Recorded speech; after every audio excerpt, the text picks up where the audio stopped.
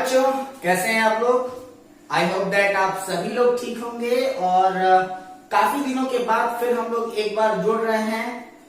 इसके पहले हम लोगों ने सेकंड पेपर को completely up to finishing touch दे दिया था, यानी कि सेकंड पेपर हम लोगों ने कंप्लीट कर लिया था। यानी कि उसमें आपका 2 चैप्टर जो आपका इस साल रेड्यूसिंग था, उस रेड्यूसिंग चैप्टर्स को मैंने आपको बता दिया था कि उसको आप लोग खुद से कर लेंगे, polymers and chemistry in daily life. साथ ही साथ आपके फर्स्ट पेपर में भी अगर आप आ जाइए, यानी कि फर्स्ट पार्ट केमिस्ट्री में भी आ जाइए, तो उसमें आइसोलेशन ऑफ एलिमेंट्स का जो चैप्टर है वो भी ऑलरेडी रेड्यूस कर दिया गया है। तो उसका भी मैं आप लोगों को नोट्स दे दूंगा, उसको आप लोग रिटर्न वर्क करके आप लोग अपने पास में रख लेंगे तो ज्यादा बेटर लगेगा।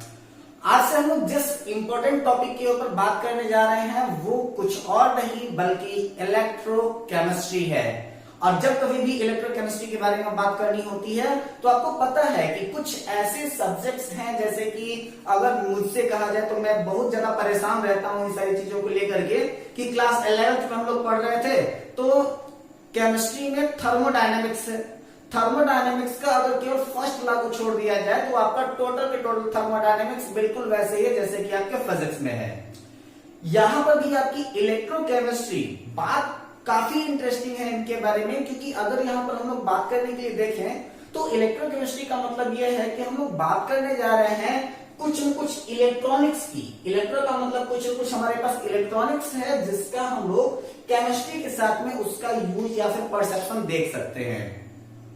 तो एक्चुअली यहां पर हमने 2 डेफिनेशन इनके लिए रखी है, उनके बारे में जरा सा हम देख लेते हैं कि आखिर ये आपका इलेक्ट्रोकेमिस्ट्री है क्या।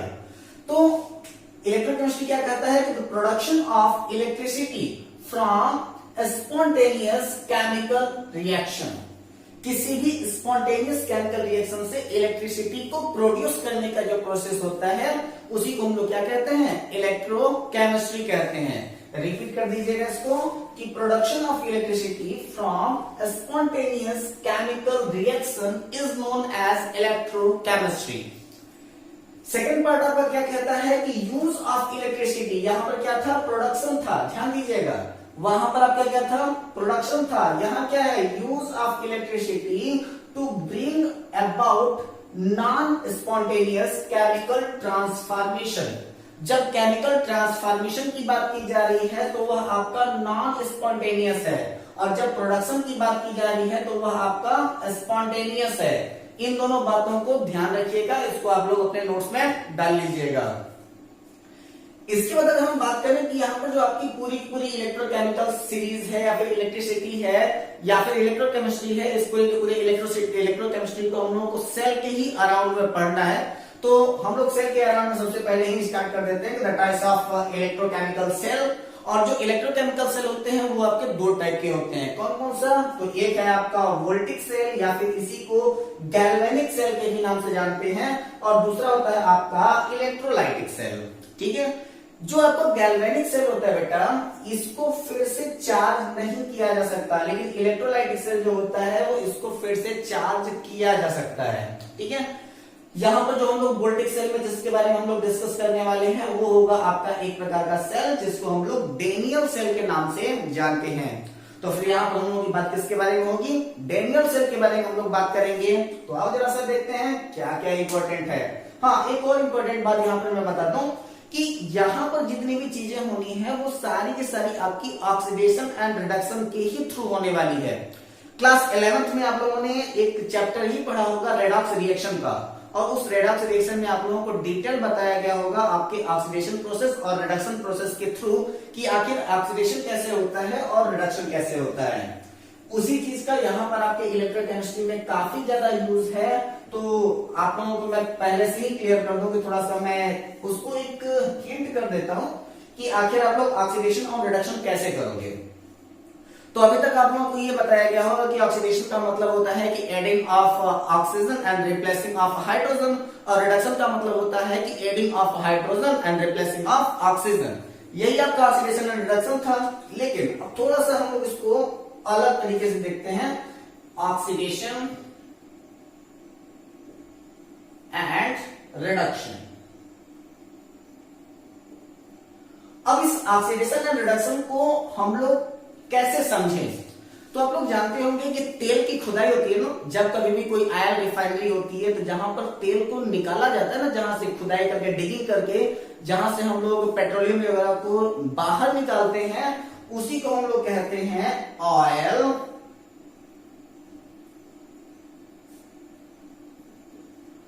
रिग। क्या बोलते हैं उसको हम लोग बोलते हैं ऑयल रिग कहते हैं। जहां पर तेल की खुदाई की जाती है उसको हम लोग क्या कहते हैं, ऑयल रिग कहते हैं। कुछ मत करो, ऑयल को एक साइड में कर दो और रिग को दूसरे साइड में कर दो, बस यही हो गया आपका ऑक्सीडेशन एंड रिडक्शन। मतलब क्या है, कुछ समझ में तो आया नहीं, मैंने सिर्फ ऑयल रिग लिख दिया तो ये ऑक्सीडेशन रिडक्शन कैसे हो जाएगा। तो देखो ऑयल रिग का मतलब होता है ऑक्सीडेशन involve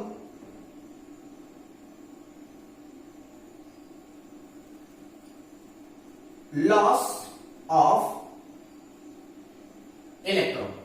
जब कोई भी एटम अपना इलेक्ट्रॉन लूज करेगा, अपना इलेक्ट्रॉन लॉस करेगा, तो उसके ऊपर पॉजिटिव चार्ज आएगा, और जितना ज्यादा पॉजिटिव चार्ज आएगा वह उसका ऑक्सीडेशन हो जाएगा। जैसे कि सपोज करो कि यहां पर आपका जिंक है और जिंक के पास से कुछ इलेक्ट्रॉन्स यानी कि 2 इलेक्ट्रॉन अगर निकल गए, यानी कि Zn प्लस हो गया +2 इलेक्ट्रॉन। तो ऐसी कंडीशन में अगर इसका ऑक्सीडेशन नंबर देखा जाए तो इसका ऑक्सीडेशन नंबर 0 और इसका ऑक्सीडेशन नंबर +2 हो गया। तो इसका ऑक्सीडेशन नंबर 0 से +2 हुआ, यानी कि यहां पर जिंक का ऑक्सीडेशन हो गया। ठीक है, चलो देखो, तो मैंने क्या बता दिया आपको, oxidation involve loss of electron. जहां पर ऑक्सीडेशन होता है लॉस ऑफ इलेक्ट्रॉन के थ्रू, उसी को हम लोग क्या कहते हैं, उसी को हम लोग कहते हैं ऑक्सीडेशन कहते हैं। तो ये तो आपका ऑयल से क्लियर हो जाएगा। ऑयल का मतलब क्या होता है, oxidation involving loss of electron. क्या होता है, oxidation involving loss of electron, ये हो जाएगा आपका ऑक्सीडेशन। सेम वही कंडीशन हो जाएगी आपके RIG यानी कि रिग के लिए। तो वो क्या हो जाता है कि reduction involve gain of electron.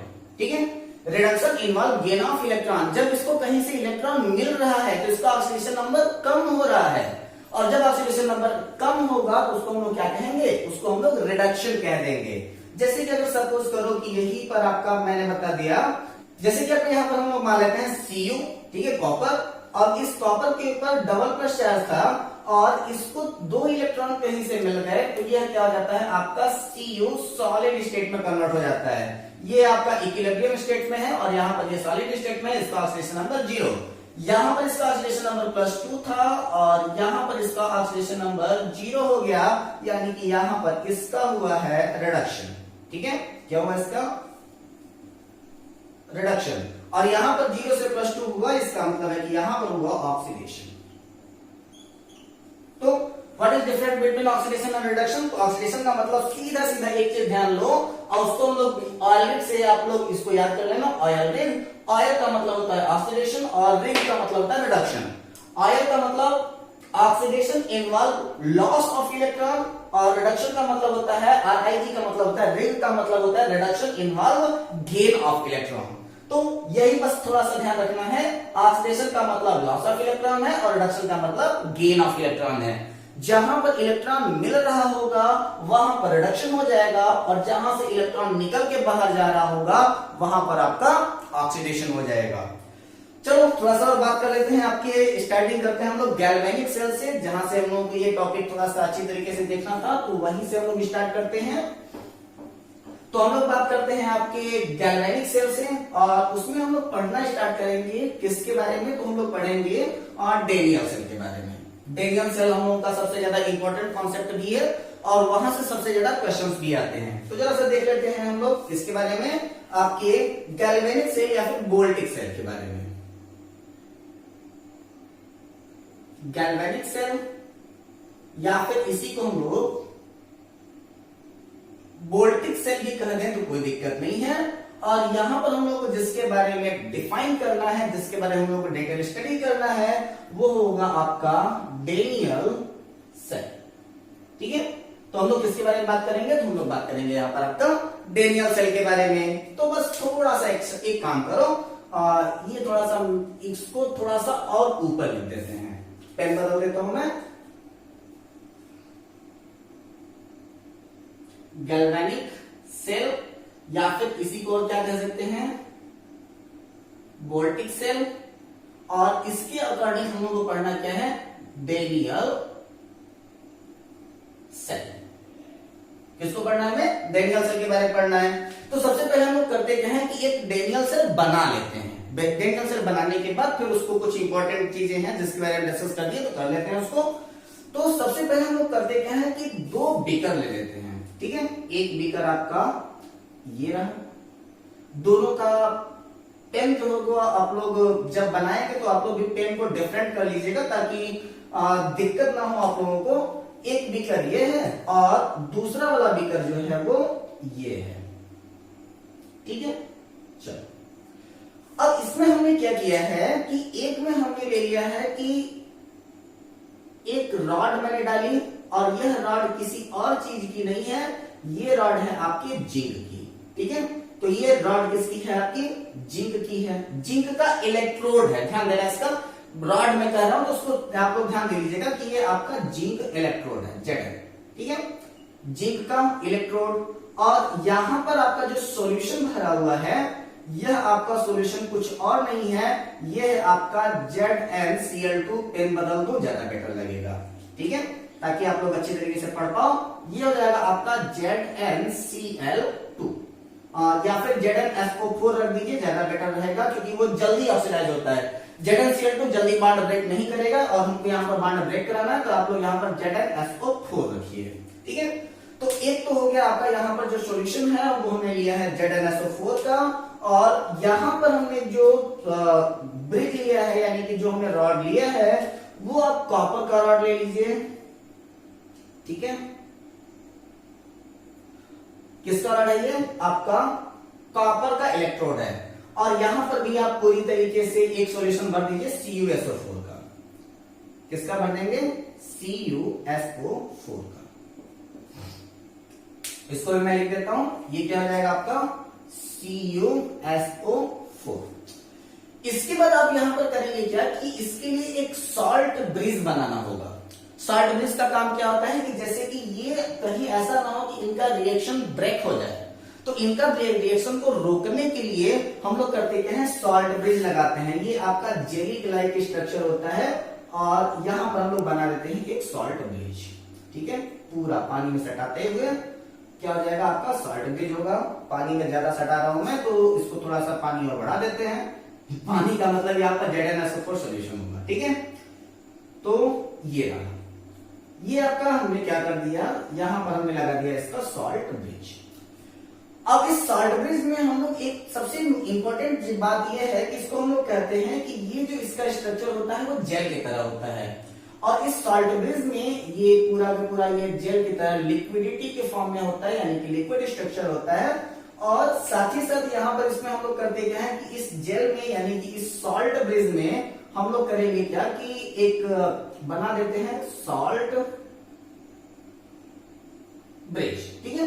Salt bridge का हमने फॉर्मेशन किया है, इसमें हम लोग ले जा सकते हैं एगार ले सकते हैं, या फिर एगार अगर आपको नहीं अवेलेबल हो रहा है, एगार एक्चुअली एलगी से मिलता है ना, तो एगार ले सकते हैं, या फिर यहाँ पर हम लोग KCl यानी कि पोटेशियम क्लोराइड ले सकते हैं। पोटेशियम क्लोराइड लेने की जरूरत क्या पड़ेगी, तो आपको पता है कि यहाँ पर अभी आपका ये जो जिंक दिखाई दे रहा है ना ZnSO4, ये आपका Zn++ में ब्रेक होने वाला है। तो ऐसी कंडीशन में कहीं ये भाग ना जाए, इसको बनाने के लिए यानी कि रिएक्शन कंटिन्यू करने के लिए यहाँ पर जो पोटेशियम है वो सोडियम के साथ SO4 के साथ मिला करके K2SO4 बना लेगा, और यहाँ पर जो आपका Cu है जब ये ब्रेक होगा तो यहाँ पर ये आपका क्या बनेगा, CuCl2 बना लेगा, ठीक है। तो इसके लिए हम लोग करते क्या है कि एक सॉल्ट ब्रिज बनाते हैं, ताकि सॉल्ट ब्रिज की वजह से हमारे जो रिएक्शन है वो कंटिन्यू चलती रहे। इसके बाद यहाँ पर ये यहां से निकल करके गया यहाँ पे, और यहाँ पर आप गैल्वेनोमीटर वगैरह जो कुछ भी लगाना हो आप लगा दीजिए, ताकि आप इलेक्ट्रिसिटी का फ्लो सही तरीके से मेजर कर पाए। और यहां से लेकर के ये दूसरा वाला, ठीक है। अब ये तो हो गया आपका एक प्रकार का डेनियल सेल रेडी। अब इस डेनियल सेल में आप लोगों को जो इंपॉर्टेंट है वो ये है कि आपका एक साइड में ऐसा होगा कि ये एक साइड आपका ऑक्सीडेशन रिप्रेजेंट करेगा और दूसरा वाला साइड जो होगा वो आपका रिडक्शन रिप्रेजेंट करेगा। तो बात यह आ जाती है कि आखिर ये जो आपका ऑक्सीडेशन रिप्रेजेंटेशन किधर से आएगा और रिडक्शन रिप्रेजेंटेशन किधर से आएगा। तो ऑक्सीडेशन रिप्रेजेंटेशन के लिए आप लोग मेरी एक बात मान लेना, बैंक मत जाना, लोन नहीं मिलेगा, लेकिन यहां आपको लोन अप्लाई करना है। क्या अप्लाई करना है? LOAN, ठीक है, यही आपका कंफर्म कर देगा। सबसे पहला बात ये हो जाता है क्या, आपका लोन। लोन का मतलब क्या है? तो लोन का मतलब होता है, L का मतलब होता है लेफ्ट, ठीक है, लेफ्ट। O का मतलब होता है ऑक्सीडेशन, लेफ्ट ऑक्सीडेशन। ए का मतलब होता है कि ये जो आपका जिंक का रॉड मैंने डाला है, यह जिंक का रॉड बिहेव करेगा किसकी तरह से? एनोड की तरह से। और एन का मतलब होता है कि एनोड के ऊपर पॉजिटिव चार्ज होता है, अट्रैक्ट करेगा वो नेगेटिव चार्ज को। तो यहां पर एन का मतलब हो जाएगा आपका नेगेटिव, ठीक है। यहां पर आपका बड़े बड़े अक्षरों में आपने लिख दिया नेगेटिव। तो ये तो लोन तो क्लियर हो गया ना। अब यहां पर आपको कोई एक इलेक्ट्रोड तो आपको मानना ही पड़ेगा कि किसका ऑक्सीडेशन हो रहा है। तो यहां पर हमने इसको सीधे सीधे मान लिया कि LOAN, यानी कि लोन का रिप्रेजेंटेशन, यानी कि लेफ्ट साइड जो होगा वो हमेशा ऑक्सीडेशन दिखा रहा होगा और जो राइट साइड होगा वो उसका ठीक उल्टा, यानी कि ये आपका आ जाएगा क्या? राइट। इधर आपका ऑक्सीडेशन था तो आपका रिडक्शन, एनोड है तो इधर आपका क्या हो जाएगा? कैथोड। इधर नेगेटिव तो इधर क्या हो जाएगा? आपका पॉजिटिव, ठीक है।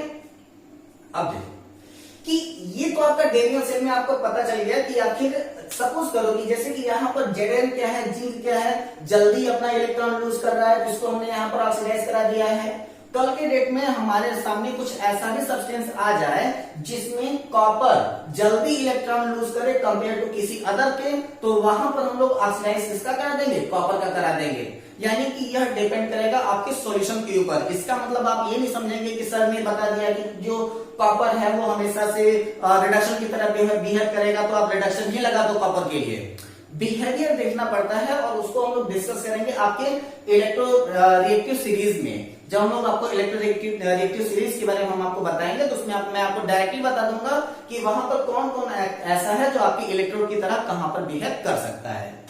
अब यहां पर बात आ जाती है कि आपका इलेक्ट्रोड की तरह जो बिहेव कर रहा है तो आपका इलेक्ट्रोड कितने टाइप का हो सकता है।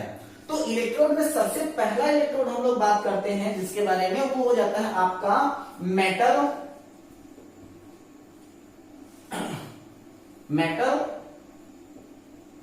Metal ion electrode.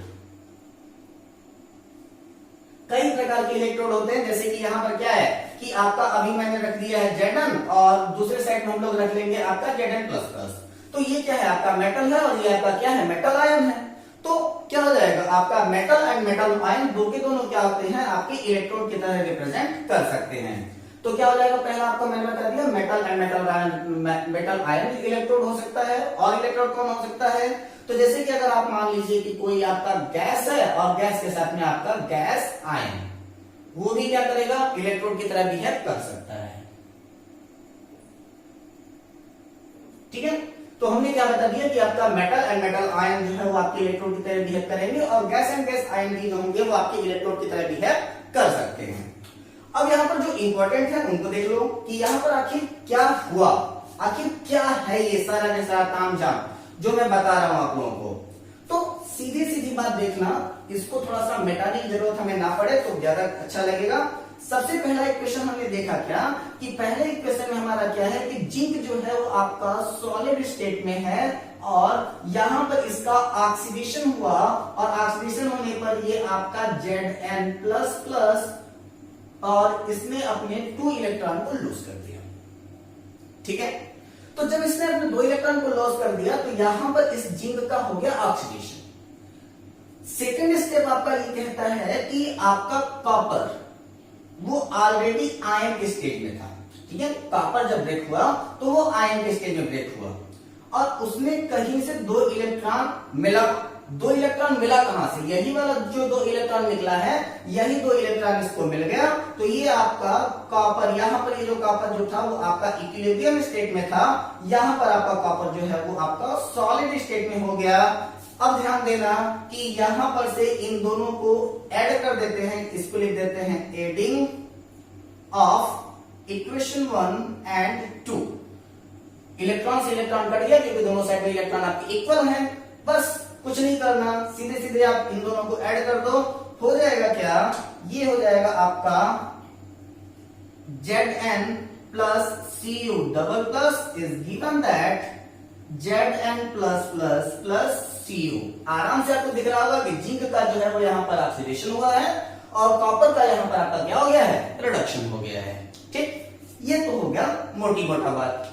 अगर सपोज करो कि इसी डेनियल सेल को अगर हमें रिप्रेजेंट करना हो तो डेनियल सेल का रिप्रेजेंटेशन हम कैसे करेंगे, ठीक है। तो आइए देखते हैं डेनियल सेल का रिप्रेजेंटेशन।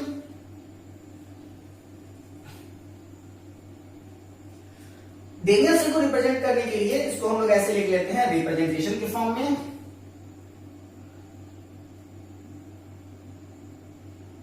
और इसका रिप्रेजेंटेशन किया जाता है Zn oblique Zn plus plus, क्योंकि ये जिंक और ये आपका जिंक प्लस प्लस। इसके बाद फिर दोनों को स्लैश लाइट लगाएंगे। स्लैश लाइट का मतलब होता है कि दोनों को हम अलग अलग कर रहे हैं। ये हो जाएगा आपका Cu plus plus slash Cu, ठीक है। ये आपका क्या हो जाता है, इसका यहां पर आप देख लो और इसके कॉम्बिनेशन में यहां देख लो, ठीक।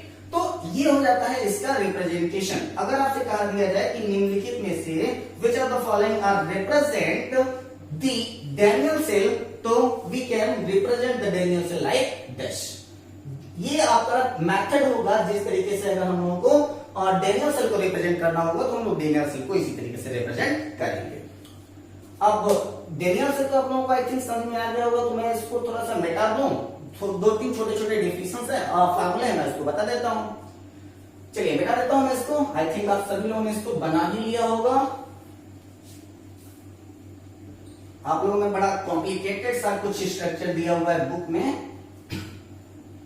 चलो अब हम लोग बात करते हैं आपके बहुत ही ज्यादा इंपॉर्टेंट फैक्ट की, जैसे कि हम लोगों से कहा जाता है EMF कैलकुलेट करने के लिए। सबसे पहली बात यह हो जाती है कि आखिर आपका EMF है क्या। तो EMF का मतलब होता है electromotive force. Electromotive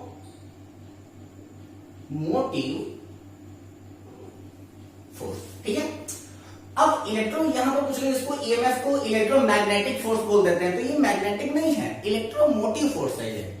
electromotive force अगर हम लोग को कैलकुलेट करना होगा तो हम लोग क्या करते हैं कि E cell is equal to ER minus EL, ठीक है। आप लोगों को कंफर्म हो चुका है कि एक साइड में आपका लेफ्ट साइड है और दूसरा साइड आपका राइट साइड है।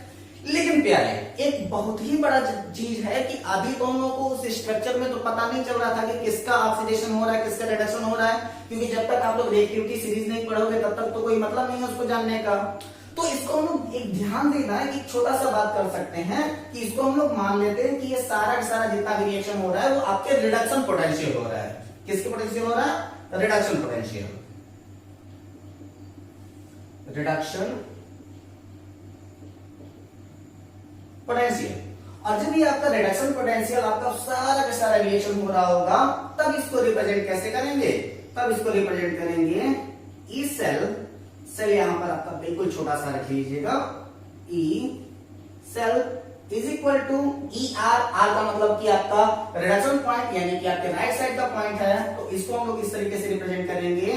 ई रिडक्शन किसके साथ में हो रहा था, तो वो हो रहा था आपका Cu plus plus comma Cu, ठीक है। इसके बाद फिर माइनस E, वहां पर हम लोग क्या देख रहे थे, वहां पर हम लोगों ने देखा था Zn कैसे, Zm oblique Zn plus plus हमने देखा था। लेकिन यहां पर हमको बात करनी किसके साथ करना है, तो रिडक्शन पोटेंशियल के साथ बात करनी है। तो हम लोग क्या करेंगे, रिडक्शन पोटेंशियल की ओर बढ़ाएंगे इसको, तो ये हो जाएगा आपका Zn plus plus oblique Zn। ठीक है, ये हो जाएगा आप लोगों का ईएमएफ निकालने का फार्मूला, यानी कि इलेक्ट्रोमोटिव फोर्स को आप लोग इस फार्मूले से कैलकुलेट कर सकते हैं। ठीक है, आपको वैल्यू ऑलरेडी दी रहेगी तो आप ऑलरेडी उसका वैल्यू पुट आउट करेंगे। डायरेक्टली आप लोगों से बोर्ड में कभी पूछा नहीं जाता, हो सकता है कभी किसी कंपटीशन एग्जामिनेशन में आपसे पूछ लिया जाए, तो आप लोग थोड़ा सा इसको ध्यान दे लेंगे। इसके बाद एक सबसे ज्यादा बात यह आ जाती है कि कभी कभी हम लोगों से बात किया जाता है स्टैंडर्ड के बारे में। हम लोग पूछ देता है कि आपका स्टैंडर्ड ईएमएफ क्या होगा, तो स्टैंडर्ड ईएमएफ का कोई खास मतलब नहीं है। स्टैंडर्ड का मतलब होता है अ कांस्टेंट यूनिट। जहां पर भी कहीं पर कोई एक कांस्टेंट यूनिट आ जाती है तो उसको हम लोग क्या कहते हैं, आपका स्टैंडर्ड यूनिट हम लोग मान लेते हैं। तो हम लोग क्या करते हैं कि यहां पर हम लोग बात कर लेते हैं कि आपका स्टैंडर्ड इलेक्ट्रोड पोटेंशियल हम लोग निकालते हैं। क्या निकालते हैं,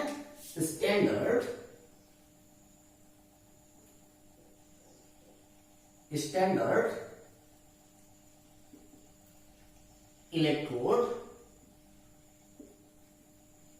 पोटेंशियल।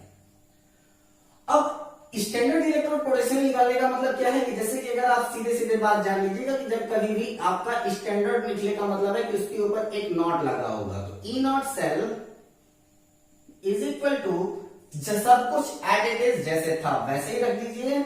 वो क्या हो जाएगा आपका E naught C U plus plus oblique C U minus E naught Zn plus plus oblique Zn। ठीक है, स्टैंडर्ड में कन्वर्ट होने का मतलब क्या है कि सिर्फ नॉट लगा दिया, बिल्कुल नहीं।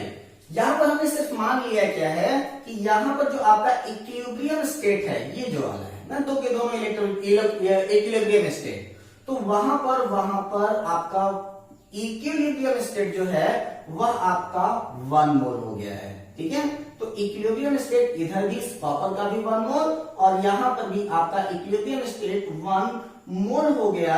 तो ऐसी कंडीशन में इसको हम लोग क्या मान लेते हैं, आपका स्टैंडर्ड इलेक्ट्रोड पोटेंशियल मान लेते हैं। ठीक है, बस इतनी सी बात थी इसमें। अब हम लोग अगले लेक्चर से हम लोग बात करने वाले हैं आपका standard hydrogen electrode. Standard hydrogen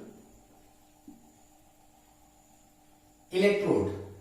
बता दूं मैं आप लोगों को कि इस साल आपके सिलेबस से इसे रेड्यूस किया गया है, लेकिन फिर भी कंपटीशन के दृष्टि से इसको जानना बहुत ज्यादा जरूरी है।